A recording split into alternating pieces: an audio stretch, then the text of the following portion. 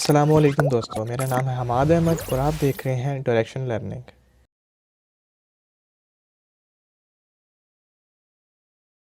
बिस्मिल्लाहिर्रहमानिर्रहीम। आज का जो हमारा टॉपिक है वो है ड्राइंग का, और ड्राइंग में हमारे पास है स्केलिंग का टॉपिक। ठीक है, यानी टॉपिक के अंदर टॉपिक है, बात एक ही है। तो सबसे पहले हमें ये पता होना चाहिए कि स्केलिंग होती क्या है। ठीक है, उसकी डेफिनेशन लिखिए, मैं इसको एक्सप्लेन कर देता हूँ।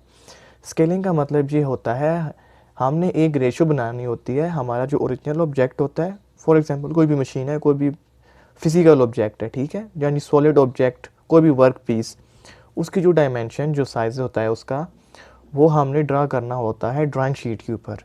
ठीक है, अब जब हम उसे ड्राइंग शीट के ऊपर ड्रा कर लेते हैं तो तब हमारा एक तनासब बनता है, एक रेशो बनती है ओरिजिनल वर्क पीस के ऊपर और जो हम ड्रा कर देते हैं, उन दोनों के दरमियान जो एक रेशो बनती है उसे हम स्केलिंग कहते हैं। ठीक है, अब स्केलिंग क्यों ज़रूरी होती है? इम्पोर्टेंस भी तो होती है ना हर चीज़ की। वजह क्या होती है इसकी, हम अब वजह बताते हैं। अगर डेली रूटीन में हम बात करें तो अगर मैं आपसे ये कहूँ कि आपको मैं एक टर्निंग मशीन है, ठीक है, अब टर्निंग मशीन की फॉर एग्जांपल जो भी डायमेंशन, उसकी लेंथ, वेट, हाइट जो भी उसकी है, वही सेम डायमेंशन आपने ड्रा करनी है ड्राइंग शीट के ऊपर।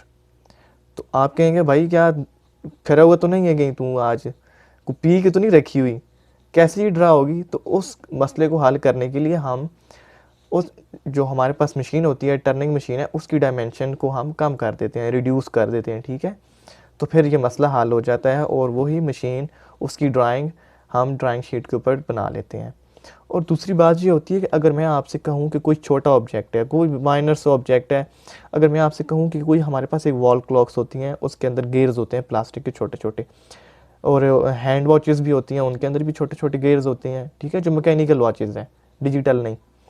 तो अगर मैं आपसे ये कहूँ कि वो जो गेयर्स हैं सेम वही वही वाला साइज़ मुझे जो है ड्राइंग शीट के ऊपर बना के दें, जो भी उसका पिच सर्कल है, इनर रेडियस है, आउटर रेडियस है, जो भी है, वाट एवर जो भी है, ठीक है, गेयर की टर्मिनोलॉजीज़ जो भी हैं, सब कुछ वाजे हो, तो आप कहेंगे ये तो इतना छोटा सा गेयर है, इसमें तो इतनी सारी चीज़ें हम बना ही नहीं सकते।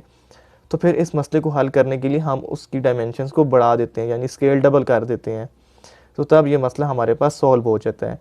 अब स्केल, ये मैंने बता दिया, एक तनासब होता है, एक रेशो होता है drawing size over object size में। ठीक है, ड्राइंग के स्केलिंग के इंट्रोडक्शन और उसकी इम्पोर्टेंस के बाद हमारे पास आती है टाइप ऑफ स्केल। सबसे पहले हमारे पास आता है ट्रू स्केल।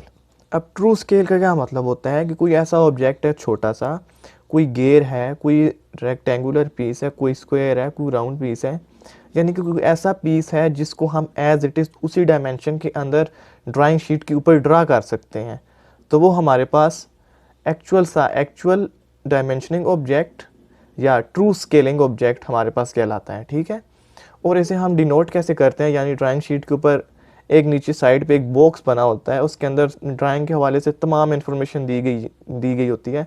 उसके अंदर एक स्केलिंग का भी डब्बा होता है, उस स्केलिंग के अंदर के डब्बे के अंदर हम ये वाला जो एक स्केल का रेशो बना हुआ है, स्केलिंग की जो रेशो बनी हुई है, ये हम उसके अंदर डाल देते हैं कि ये जो ऑब्जेक्ट है ये बिल्कुल एक्चुअल साइज़ में बना हुआ है। ठीक है, उसके बाद सेकंड टाइप आती है हमारे पास इनलार्ज स्केल, यानी कि बड़ा करके दिखाया जाता है ड्राइंग शीट के अंदर।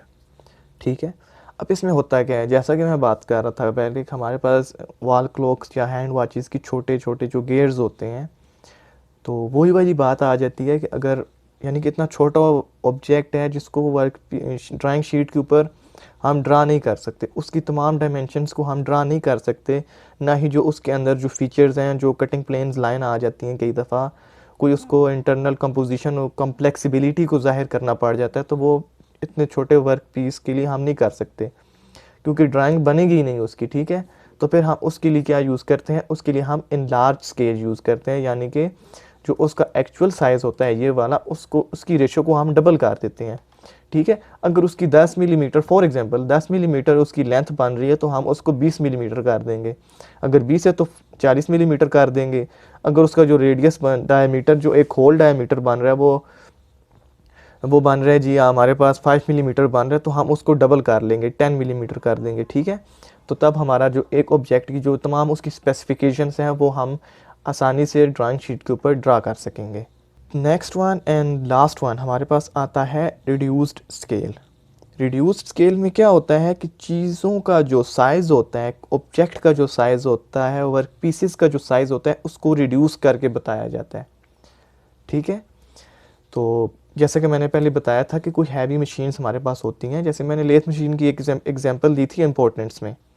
ठीक है, सेम वही वाली ये चीज़ है। ठीक है, अगर मैं आपको कहूँ कि एक बड़ा सारा बुल गेयर है, बुल गेयर तो आपने देखे ही होंगे, बुल गेयर कितने बड़े बड़े होते हैं, तो उनको ड्राइंग शीट के ऊपर सेम एज ए उनकी डायमेंशन के अकॉर्डिंग ड्रा करना it is not possible. For example जैसे ये एक गेयर बना हुआ है मेरे पास, काफ़ी ये बड़ा लग रहा है। ठीक है, इसकी जो रेशो है वो 2 है और उसकी साइज़ में हम कमी करेंगे आप। ठीक है, यानी कि उसका जो अगर 40 मिलीमीटर लेंथ है तो हम उसको 20 कर देंगे। ठीक है, अगर 20 मिलीमीटर है तो हम उसको 10 मिलीमीटर कर देंगे। अगर इसका जो होल डायमीटर या होल रेडियस जो भी बन रहा है, अगर ये फॉर एग्जांपल 20 मिलीमीटर है तो हम इसको 10 मिलीमीटर कर देंगे। तो हमारे पास इजीली ड्राइंग शीट के ऊपर बगैर टाइम ज़ाया कि ये ड्राइंग शीट हो जाए या ऑटोकैड हो जाए, कोई भी ड्राइंग का टूल हो जाए, उसमें हम इसको ईज़िली बना सकते हैं। तो आई होप आपको ज़रूर कुछ नया और शॉर्टकट और इजीली कॉन्सेप्ट के साथ जानने के लिए मिला होगा। तो मिलते हैं एक ऐसे ही नई और इंटरेस्टिंग वीडियो में। तब तक के लिए अपना ख्याल रखिएगा। अल्लाह हाफिज़।